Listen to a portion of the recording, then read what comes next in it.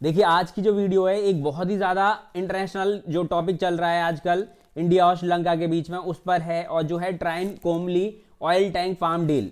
तो ये क्या है, इंडिया और श्रीलंका के बीच में इतनी ज़्यादा क्यों इंपॉर्टेंट है? पिछले 16 महीने से हमारी भारत सरकार इस चीज़ पर बातचीत कर रही थी, पहले क्या अकॉर्ड हुए थे इस पर, तो वो पूरा क्यों नहीं हो पाया? इन सब चीज़ों पर आज हम बात करने वाले हैं। ठीक है, तो चलिए एक एक करके स्टार्ट करते हैं।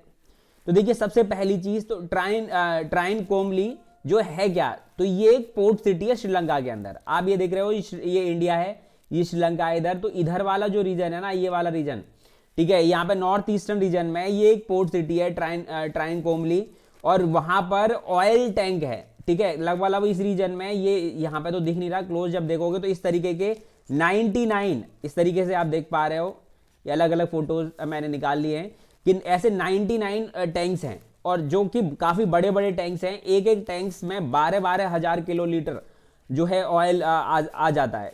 तो इस वजह से इस पे इंडिया क्या है, ट्राई कर रहा है कि उनसे साइन हो सके और इस पर मिलके काम कर सके। जॉइंट वेंचर है एक तरीके से।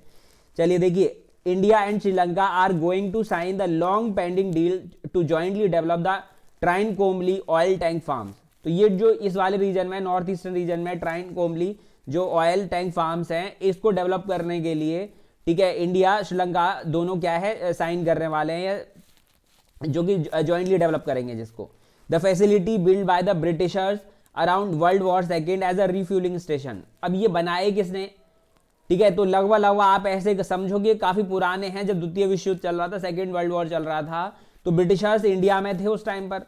तो उन्होंने इंडियन रीजन और आसपास के रीजन को भी कंट्रोल में ले रखा था, ताकि वो क्या है, रीफ्यूलिंग कर सकें। अगर उनके जहाज, फाइटर प्लेन्स या बाकी चीज जा रही है और कोई दिक्कत आए, तो उन्होंने अलग अलग जगहों पर रीफ्यूलिंग स्टेशन बनाए थे। तो ऐसे ही श्रीलंका में भी यहाँ पर रीफ्यूलिंग स्टेशन बनाए थे उन्होंने।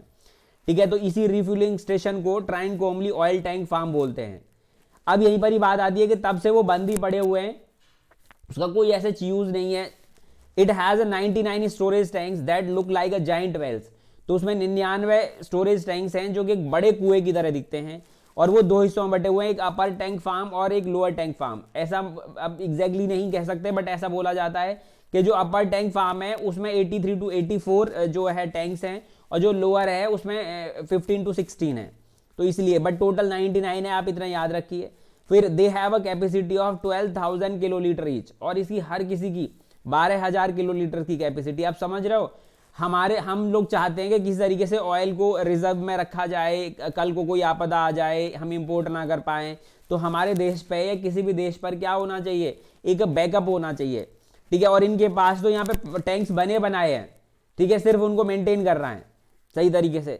तो इसी चीज के लिए ये डील साइन होनी है। अब बात यहीं पर ही आती है, क्या ये प्रपोजल पहली बार आया है? तो नहीं। The proposal of this joint development was envisaged, ठीक है, 35 ईयर्स एगो इन इंडो श्रीलंका अकॉर्ड 1987। ठीक है, जब राजीव गांधी जी की सरकार थी, तो इंडिया और श्रीलंका के बीच में एक अकॉर्ड हुई थी। उसमें इसको भी, जो कि पीस अकॉर्ड जिसको बोला जाता है, सिविल वॉर चल रहा था वहां पे, उसके खिलाफ, उसको कंट्रोल करने के लिए, तो यहाँ उसमें इसके बारे में भी बात हुई थी कि यहाँ पर इन सब चीज़ों को, जो ये ऑयल टैंक फार्म्स हैं, इनको देखा जाएगा या इन पर काम किया जाएगा। बट तब से वो 35 साल से कुछ नहीं हुआ, उस पैसे ही चीज़ें पड़ी हुई थी। 2003 में इंडियन ऑयल कॉरपोरेशन जो है सेटअप इट्स श्रीलंकन सब्सिडरी, और उसने अपनी श्रीलंका में एक सब्सिडरी कंपनी डेवलप करी, ठीक है, बनाई, जिसका नाम था Lanka IOC, Lanka Indian oil corporation, to work on this oil farm, और इसी ऑयल फार्म पे काम करने के लिए।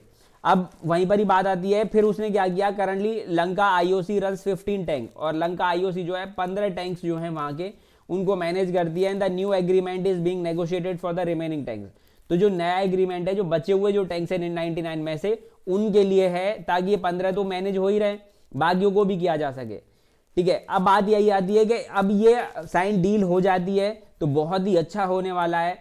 किसके लिए? हम दोनों देशों के लिए तो है ही। बाकी अगर वो कब को रिफ्यूलिंग के लिए यूज किए जा सकते हैं, या और कल को कोई आपदा आ जाए, उस केस में यहाँ पे जो ऑयल रिजर्व होगा उसको यूज किया जा सकता है। तो एक बहुत ही अच्छी डील हो सकती है ये।